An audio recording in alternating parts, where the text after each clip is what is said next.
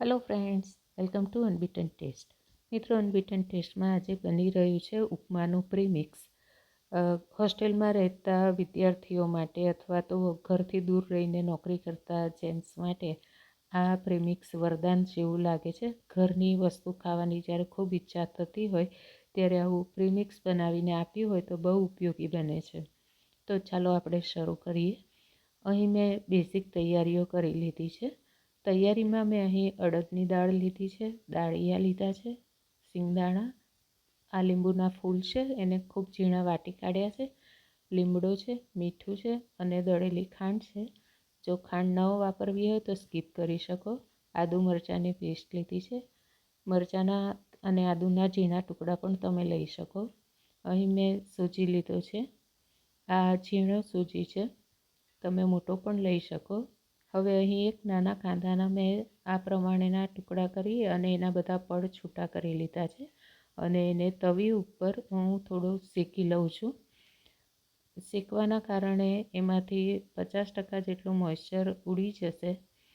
તો અહીં આ પ્રમાણે શેકી અને પછી આપણે જ્યારે ગેસ બંધ કરીએ ત્યારે એને તવી ઉપર જ રહેવા દઈશું, એટલે તવીની ગરમીથી બાકીનો મોઇશ્ચર પણ ઉડી જશે.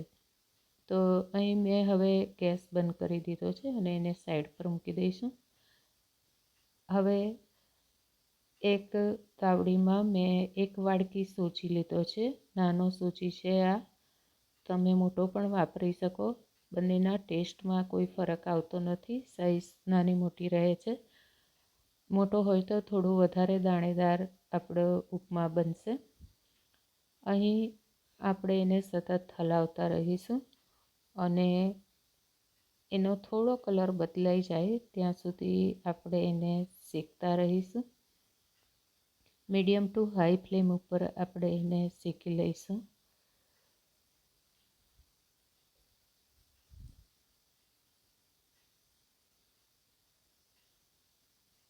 મિત્રો, અહીં તમને એક રિક્વેસ્ટ કરવાની, જો તમે મારી ચેનલ હજી સુધી સબસ્ક્રાઈબ ન કરી હોય તો લાઈક, શેર અને સબસ્ક્રાઈબ જરૂરથી કરજો.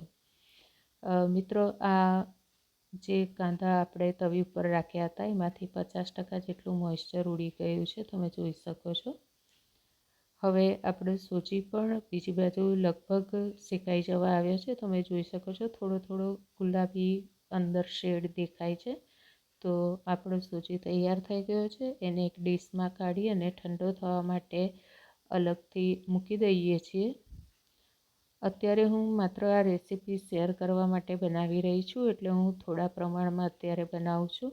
આપણે એને જેટલો પ્રમાણ વધારે રાખવું હોય એ પ્રમાણે રાખી શકીએ, તો મસાલાનું પ્રમાણ પણ એ પ્રમાણે વધારે રાખીશું.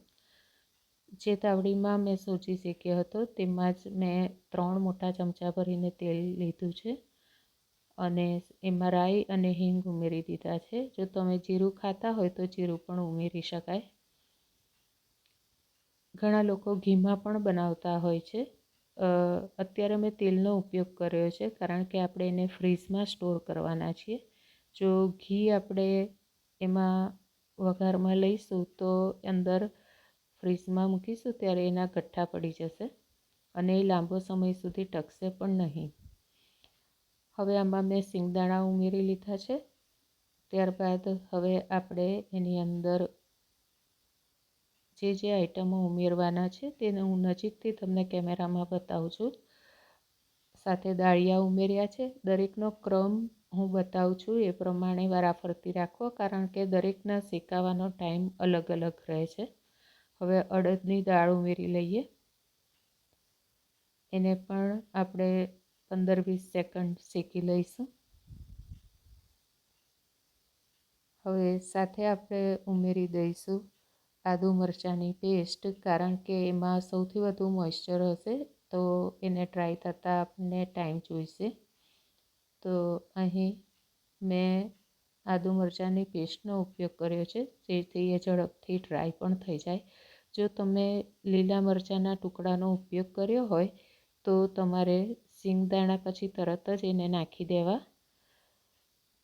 કારણ કે એને એકદમ રોસ્ટ થતાં વાર લાગશે. હવે અહીં આપણા કાંદામાં પણ 50% જેટલું મોઇશ્ચર હજી છે, તો એને આપણે આની સાથે જ ઉમેરી દઈએ છીએ, જેથી એ ડ્રાય થઈ જાય. અને સતત આપણે એને હલાવતા રહીશું.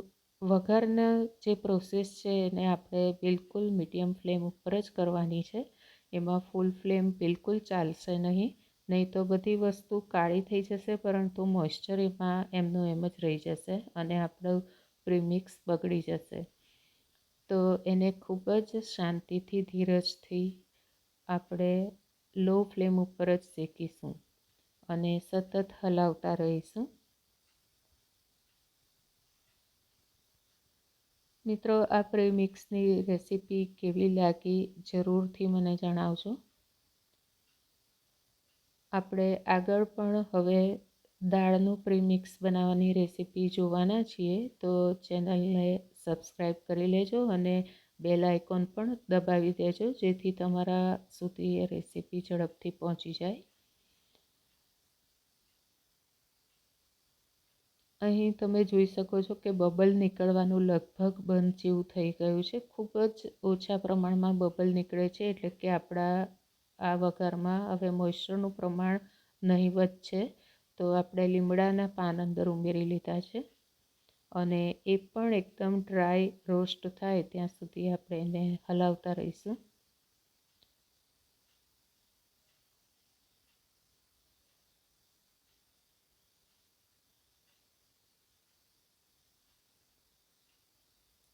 તમારામાંથી કોણે કોણે આ પ્રમાણે પ્રીમિક્સ બનાવ્યું છે તે જરૂરથી જણાવજો, અથવા તો આ રેસીપી જોયા પછી જો તમે બનાવો તો મને કોમેન્ટમાં તમારો અભિપ્રાય જરૂર જણાવશો.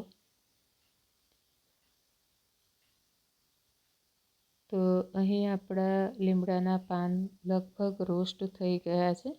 મેં ગેસની ફ્લેમ પણ હવે બંધ કરી દીધી છે અને હવે આપણે એની અંદર જે રવો આપણે શેકીને નાખ્યો છે તે ઉમેરી દઈશું. અત્યારે હું આ બિલકુલ સિમ્પલ રીતે બનાવી રહી છું. જો તમે એમાં કાજુ ઉમેરવા માગતા હોય તો ગેસ બંધ કર્યા પછી કાજુ ઉમેરી લેવા અને ત્યારબાદ સૂજીને અંદર ઉમેરવો. હવે આ વઘારને આપણે બરોબર મિક્સ કરી લઈશું.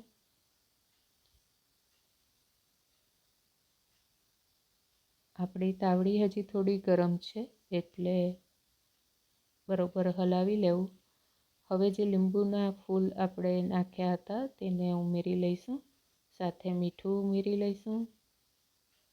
અહીં એક વાડકી સૂજીની અંદર એકદમ નાની ચમચી મેં મીઠાનો ઉપયોગ કર્યો છે અને બિલકુલ 5 ચમચી મેં લીંબુના ફૂલ લીધા છે. જો તમે લીંબુના ફૂલ એવોઈડ કરવા માગતા હોય તો તમારે એને સ્કીપ કરી દેવા. આપણે જ્યારે ખાવા માગીએ, એટલે કે ખાવા માટે બનાવીએ, ત્યારે આપણે એની અંદર તાજું લીંબુ ઉમેરી શકાય. અહીં હું કોથમીર અંદર ઉમેરવાનું ભૂલી ગઈ હતી, તો એક વઘારિયામાં અડધી ચમચી તેલ મૂકી અને ગરમ તેલ થાય એટલે એની અંદર હું કોથમીર ઉમેરી લઉં છું અને એને એકદમ ડ્રાય કરી લઈશું.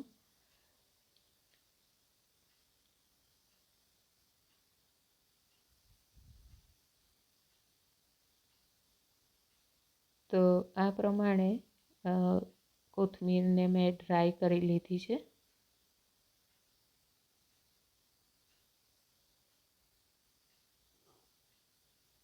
હવે આ ડ્રાય થયેલી કોથમીરને આપણે મિક્સચરની અંદર ઉમેરી લઈશું, એટલે કે આ પ્રીમિક્સ જે તૈયાર થયું છે તેમાં ઉમેરી અને બરોબર મિક્સ કરી લઈશું.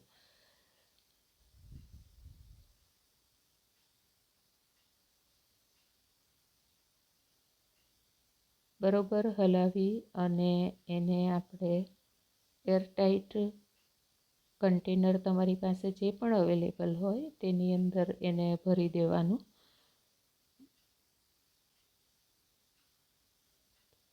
બરોબર આપણે ચેક કરી લેવું.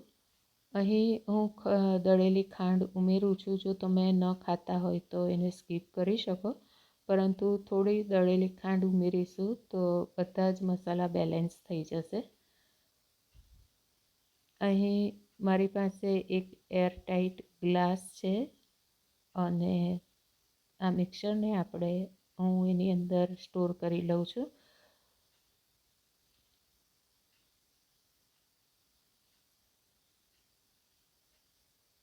હવે આપણે આગળ આ મિક્સચરને બનાવવા માટે કેવી રીતે ઉપયોગ કરવાના છે એ પણ આપણે જોઈશું. આ પ્રમાણે આપણે પ્રીમિક્સને એરટાઇટ કન્ટેનરમાં અથવા બોટલમાં ભરી અને ફ્રીજની અંદર તમે લગભગ 1.5 મહિના સુધી એને સ્ટોર કરી શકો છો. અત્યારે હું એક નાનકડી વાડકી ભરીને આ પ્રીમિક્સ લઉં છું. તમે જુઓ છો કે મેં કેવી રીતના વાડકી ભરી છે, અને ખૂબ દાબીને ભરવાની નથી. હવે જે વાડકીથી આપણે આ પ્રીમિક્સ લીધું છે માપીને, એ જ વાડકી 2 વાડકી જેટલું આપણે પાણી લઈશું અને એને ઉકળવા માટે મૂકી દઈશું. તો અહીં મેં 2 વાડકી પાણી લીધું છે અને એને આપણે ઉકળવા મૂકીશું.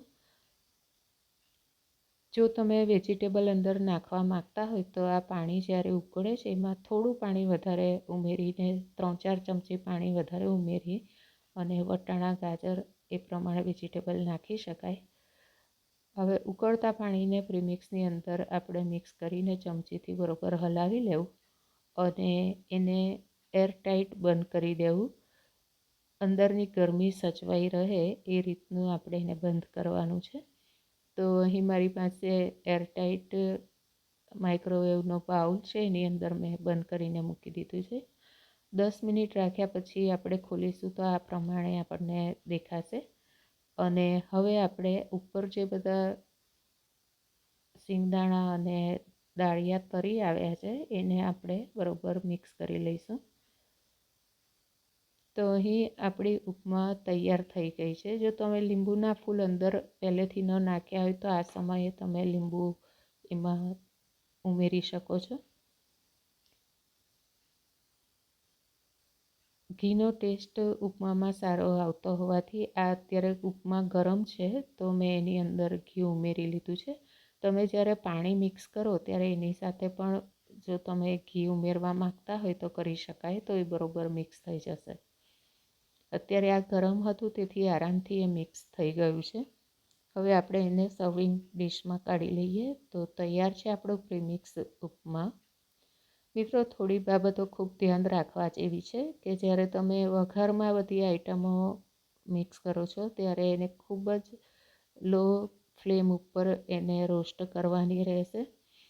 અંદર જે મસાલા આપણે નાખવાના છીએ તે જે પ્રમાણે આપણે ઉપમા લઈએ તે પ્રમાણે એને લેવા. પાણીનું પ્રમાણ તમારા ઉપમાની ક્વોલિટી પર પણ ડિપેન્ડ રહેશે.